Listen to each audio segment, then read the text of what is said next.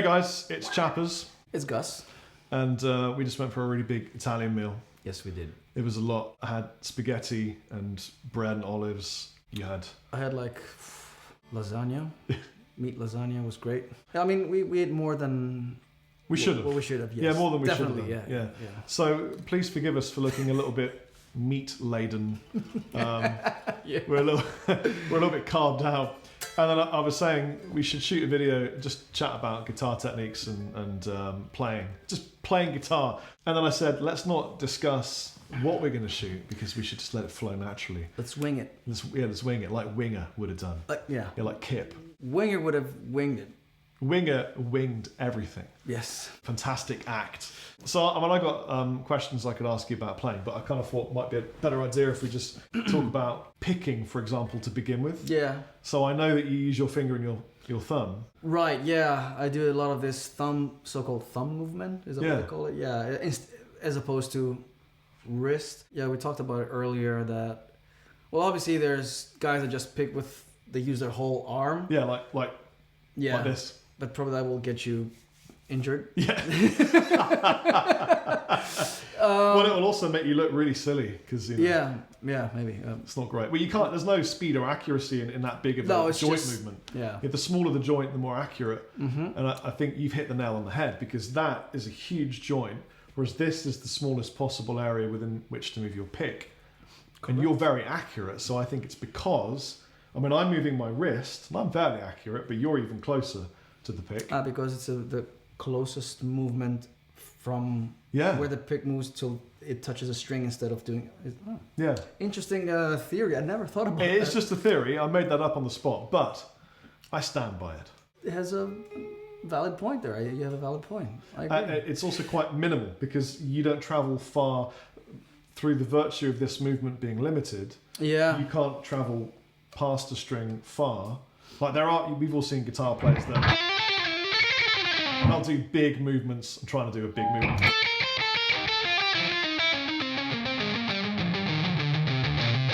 Obviously, that kind of thing. Yeah, because obviously that takes up time. You can only get so fast with that, right? So yeah, you're right. What's it called? Micro movements? Yeah. Less is more. Or more is more. Yeah. As a wise man once said. Yes. How can less be more? More is more. It's true. You're right about that. Also, you seem to... So you start off with your wrist and your arm, and then you narrow it down. I guess I've been doing that without really noticing it. And I hear a lot of people also talking about the pick slanting, how you hold the pick. And these are things that... Do you ever think about that? No.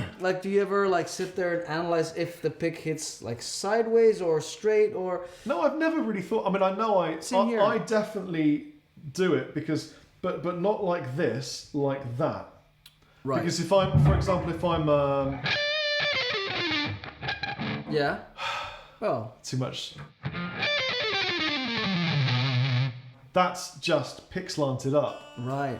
So because you do the economy picking, so it's kind of like you have that movement towards to do the... Yeah. But I think if I was to slant the other way, I could never do that. It would never work. But you angle yours like this, don't you? Not all the time, though. Especially when I riff, it's all very straight, very parallel to the string. Right. If I slant the pick a little bit like that, then you get all this string noise. It almost sounds... It sounds scrapey. A bit dirtier, but it sounds more scrapey. But which I don't want to have that for riffs. If I'm going to do something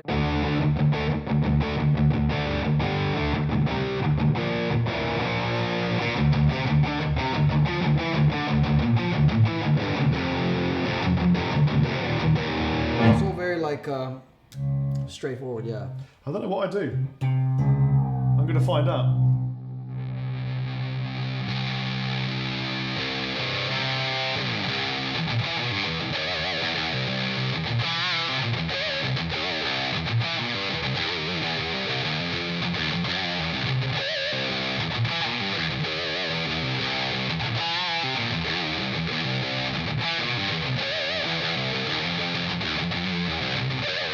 It seems to me from here, at least, that you do a little bit of an angle like that on the side. Right. Yeah. But I've never thought about it. That's the point, isn't it? It's not conscious. You don't look that. If somebody else observes it, then yeah. Yeah. So See, we learned. I guess pick slanting, not a thing. Yeah. Not a thing. No. It's definitely a thing, but I think we've just been forced to do it by playing guitar rather than thinking we should slant. Exactly. Yeah. And you're right. When I was playing that, I was conscious that I'm moving my slant. But if I'm going to squeal, yeah, then you have to do it. Immediately I'm Yeah. slanting that Yeah. pick. Yeah. I'm really glad that squeal came out because I'm fatigued now. It would have been really funny if it just had. You know when I squeal? Yeah. And then it doesn't come out. Yeah. Yeah, that would have been. Yeah. Like that.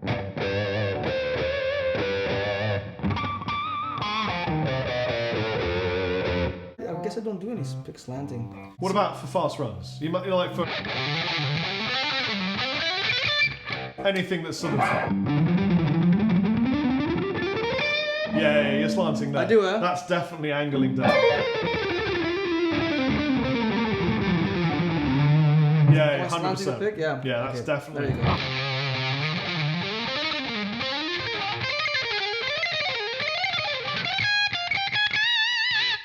I think we do it the same. I feel like I'm angling my pick this way Yeah. to slice through it. Do you hold your pick soft? Like I hold my pick is soft in my hand. I don't know. Yeah. Well, I don't really press hard on it either. Right, because Yeah. some people absolutely No. they'll get that kind of a grip on it, Yeah. and they'll just be. Yeah. You hear it on the string. It's that kind of it's sticking to the string because the pick won't yield. So I think you have to hit hard enough, but not to the point where it's just like, in my opinion at least, in order to have a proper cooperation between left and right hand, you need to have a relaxed right hand.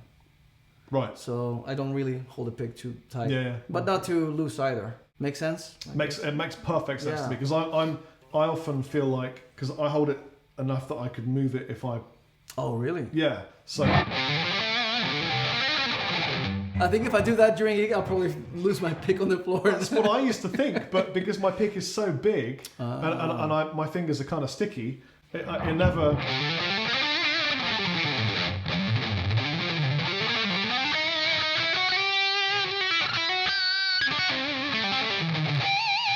What is that? Oh, it's a selection of picks. Some of the. Do you want to try the ultra mega ridiculous? Have you ever tried to pick this thick? No, what's that, 6 millimeters? All the Danish people right now are going, "Oh my god, that's so funny." That is a 6 mil. Gravity Classic? What's that? Is It's it a 6 mil plectrum. Oh my It's God. probably almost impossible to play with. Wow, that feels weird, man.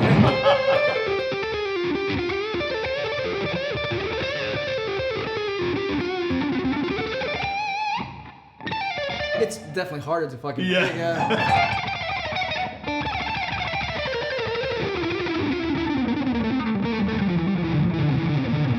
You might as well get me a rock. Okay, what's this? 4 mil.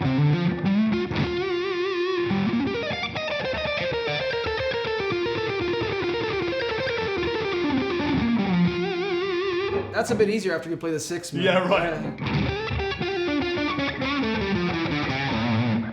3, 2, 1, go. Okay.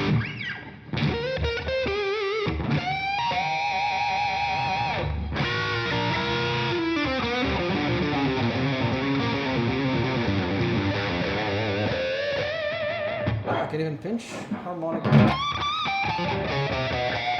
It's harder for sure.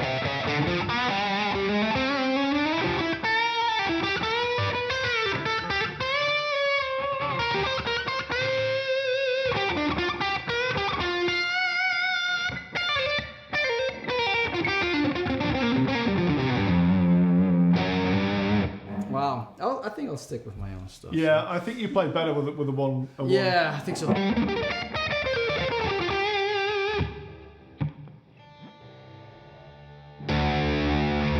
Gus, let's talk about sweeping Let's do that. because I know that you have on occasion. I'm not much of a sweep picking guy as other guys, but I do a little bit. Do you do much of it? I mean, I really enjoy thinking that I could. We all do. But I do. Yeah. That kind of shit.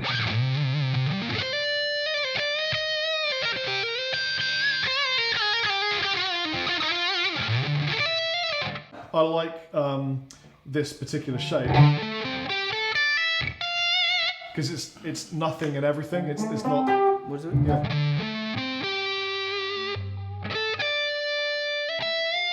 Yeah, it's cool. Really fun. Yeah. And then fourth. Yeah. So you think the same way I do because immediately you went, what are the intervallic? What's the structure of it? Yeah, but that's also easy, like fifth. Yeah, like yeah. Well, that kind of shit. Yeah. It's just Steve Vai. So all we're doing is Steve Vai. Exactly. But I like that because if I ever get lost in a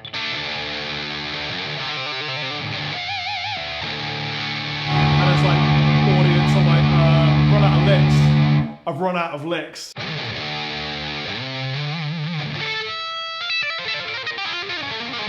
I can sweep down that and then just come down a scale. Can't go wrong with that. You can. Well, you can play the next.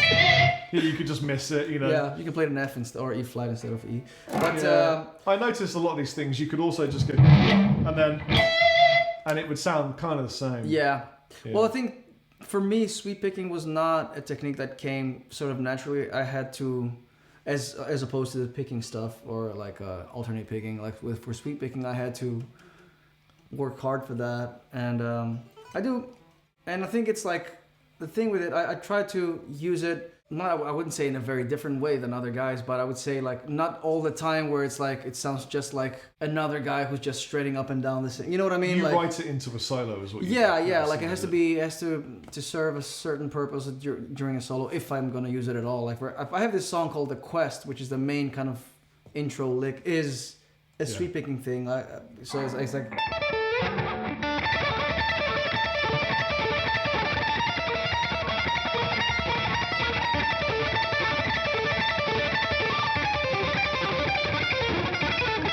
So that kind of a thing.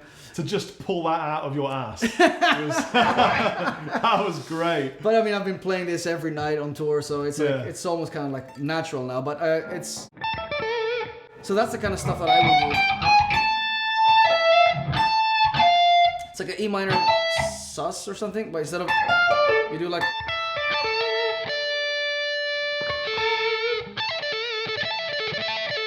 Yeah. I like that. And it works really good if you go down diatonic, like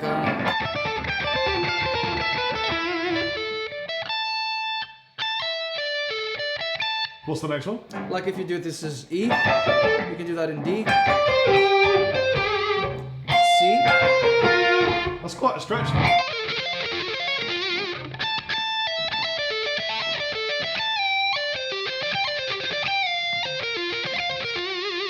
Yeah. That's great.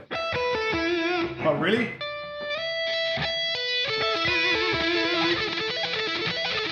Right.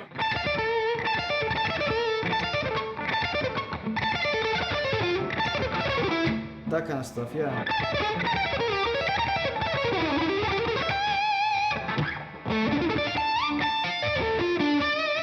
Oh, dude. That's like a like standard 80s neoclassical stuff, right?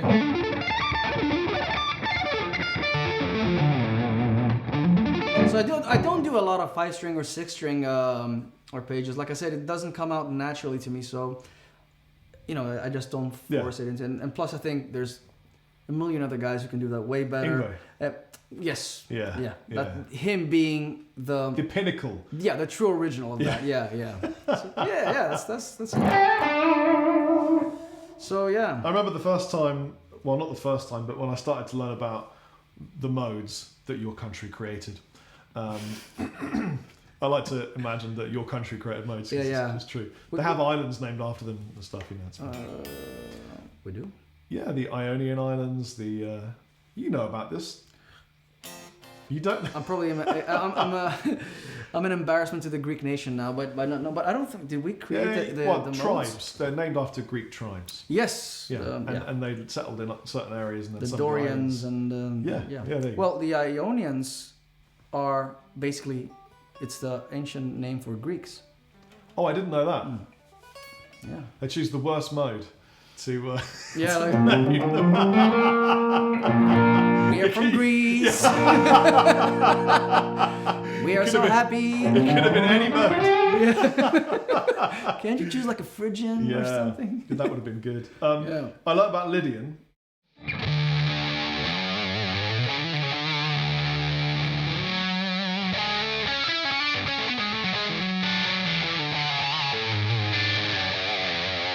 And I was like, this is the best thing I've ever heard in my entire life. I've worked out sharp 4. And then I worked out, I was learning this sweep thing. Pachelbel's canon. Everyone does it, you know. What's that? Pachelbel's canon?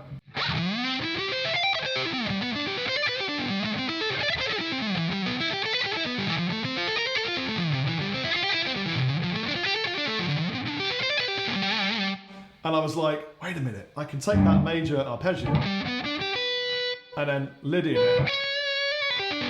And suddenly, Absolutely. for me, it was the first time that I kind of went...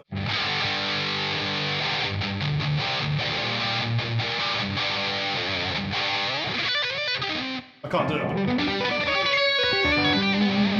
Yeah. Isn't it like the The Simpsons?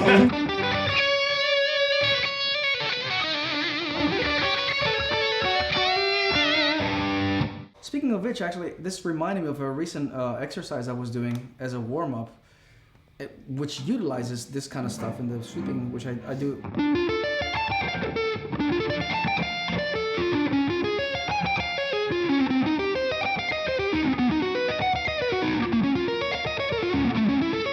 Oh, that's great. It's cool. It has a cool sound to it. got... So basically, it's like a minor, and then you go back half, major, minor, major. It's cool, huh? Bit of pickety third kind of thing, I think they call it. So that's really, really, really cool.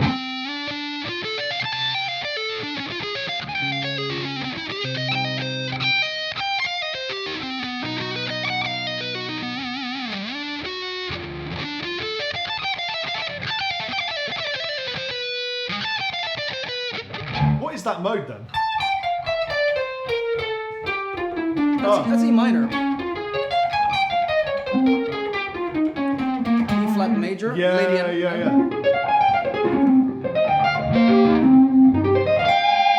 This is just a standard minor scale, so. And then it's Lydian. Yeah.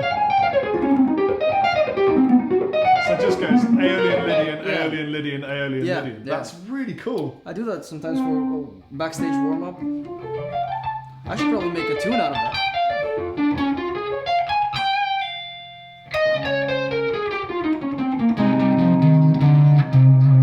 It sounds like a band called Turin Breaks. Have you ever heard of Turin Breaks?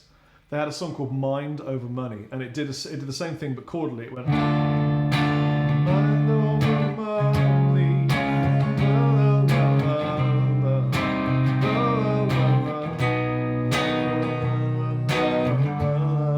And it was a huge radio hit in England, although they were an American band. And that's chordally what you're doing with your sweeps. There But you the go. sweeps sound sick.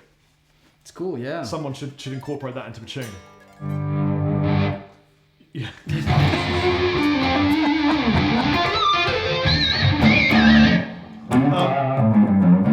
When did you first discover the modes? Funnily enough, we were talking about my friend Vinnie Moore a while ago, and I like that you just go, my friend Vinnie Moore. yes, which is actually a hero of mine, but we became friends through touring together. I know. Yeah. And I mean, I knew about the modes from going to a music conservatory, music school, so I knew about it, but I didn't really understand it until I saw an instructional video by my friend Vinnie Moore. Back then, he was not my friend though. I saw the same one when he kicks off in the beginning and he's just playing through that neoclassical stuff. What was it called? It was the Hot Licks. Hot Licks. He had video. two of them, but it was a second one where he went into the modes and he had a really cool approach about it. We're basically saying, well, you just start and play the same major scale, Yeah. but you just start from a different note. And then I was like, that's what it is, because when I was going to the conservatory, they would tell you like, Seven well, scale shapes. sharp fourth, flat seventh, and Yeah. like, you're, oh, fuck, this is boring. This is exactly what I discovered, because the first scale shape I ever learned was, well, the good thing was it left that open to drone. So I'm going, Yeah. and then one day I was like,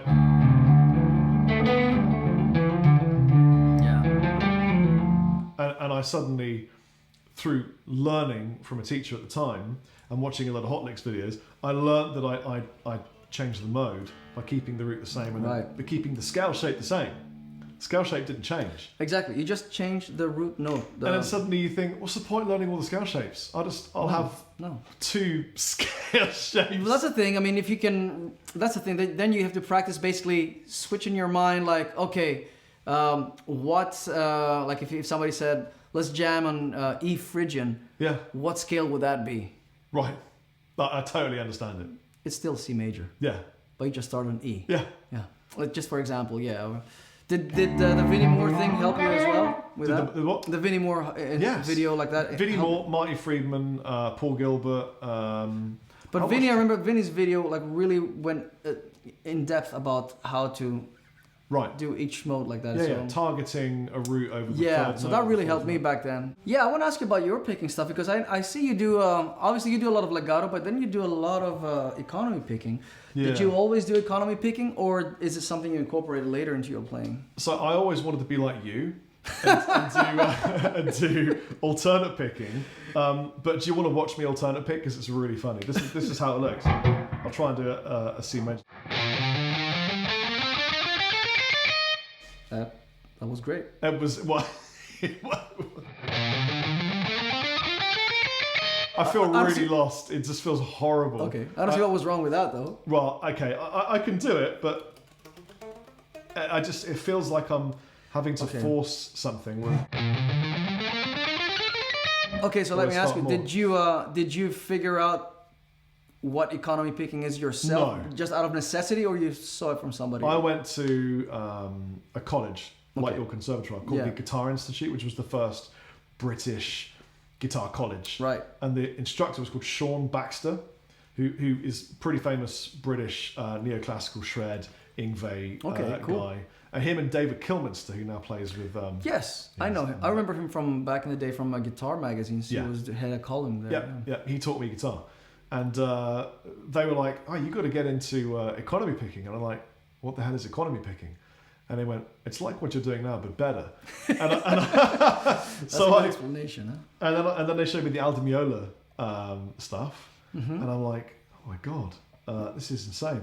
And then I was trying for hours to change myself into this economy thing. And then one day I just slanted the pick back and just went...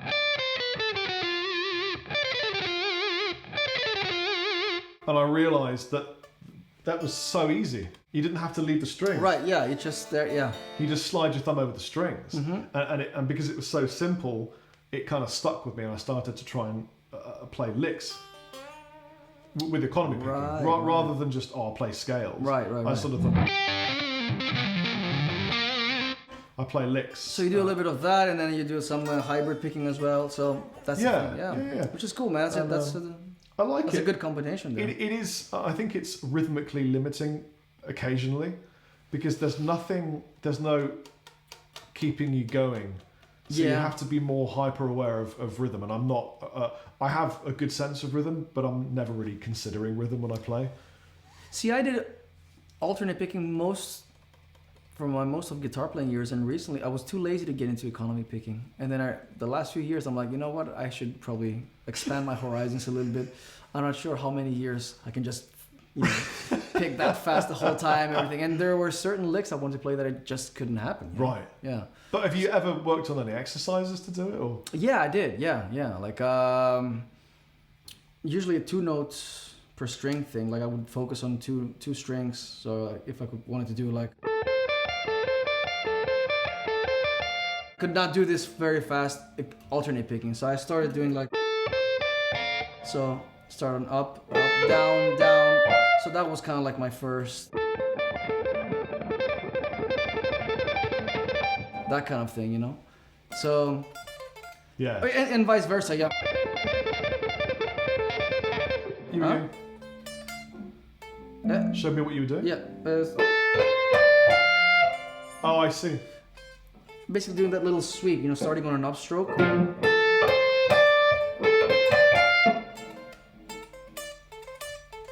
Yeah, I see. That's hard. Yeah. That's hard.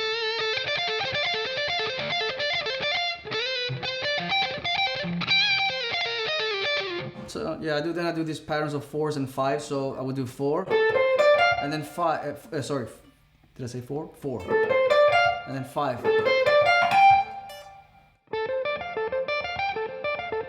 Oh, that's cool. Oh.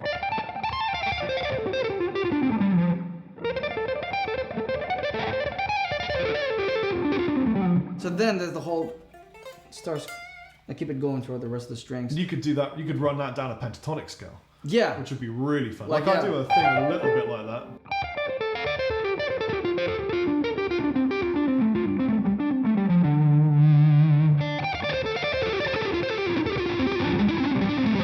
That kind of thing. Yeah. Not exactly.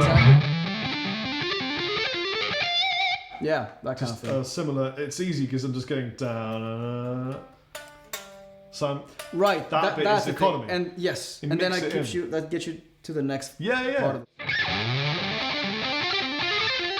Yeah. Makes it nice and pleasurable and fast and everything, and because speed is all that's really important in this. Yes, game. it is. Yeah, it's only about speed, nothing else. Speed kills. And warp speed rules. Yeah. Yeah.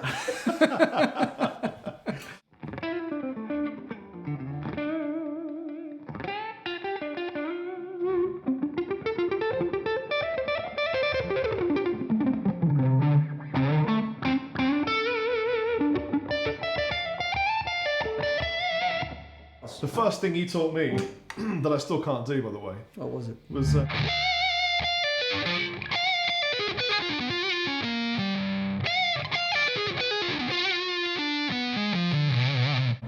I remember that from. Yes, years ago. Wait. I don't even remember it. I think it was like a.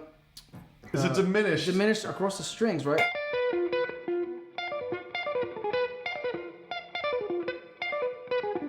Yeah.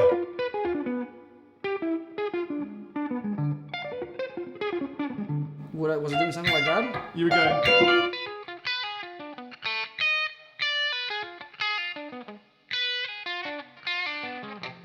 That's really hard. Yeah, that's it, yeah.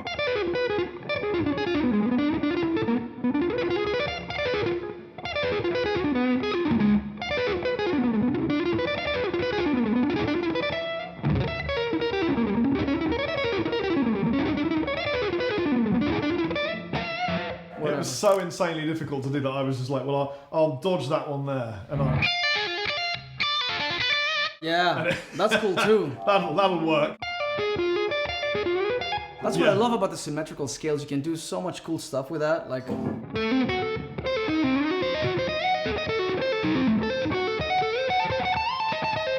love all this stuff. Have you ever done any sort of whole tone whole tone stuff? Absolutely, yeah. I like whole tone scale. Yeah, I even do like.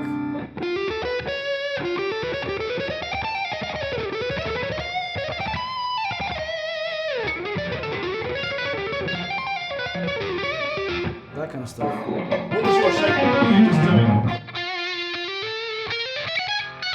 See, the cool thing, you can do whole tone on the B and G string because it's just like doing just the same block. You know?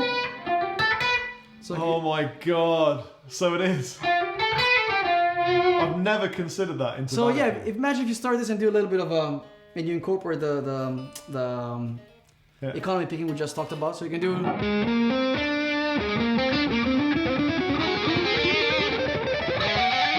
Oh my god. It's kind of. That's so awesome. So you kind of get lost in it. Yeah, that's a cool lick. Yeah.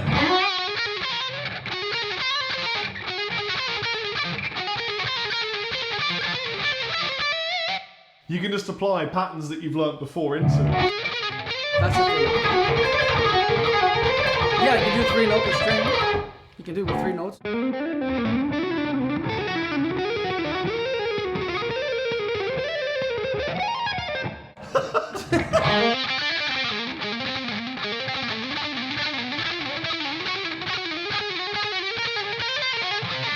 then the head explodes. Oh my god, that is so fun. Oh man, that's just opened up a whole world of just pain.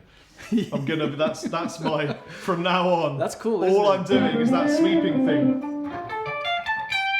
You can put your baby to sleep like that, maybe. Chloe, you can. Oh man, you all can I do.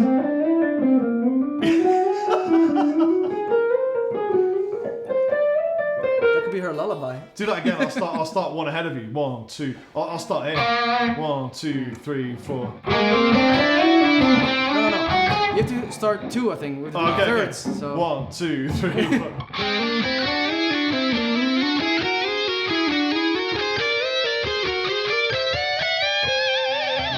That was incredible. Fuck yeah, that was cool.